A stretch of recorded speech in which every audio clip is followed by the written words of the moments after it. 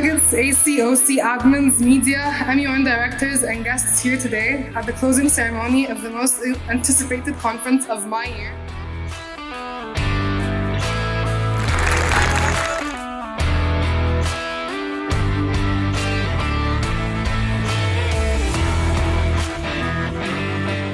Our journey as a team has been unforgettable, and I'm so happy that I've been a part of it.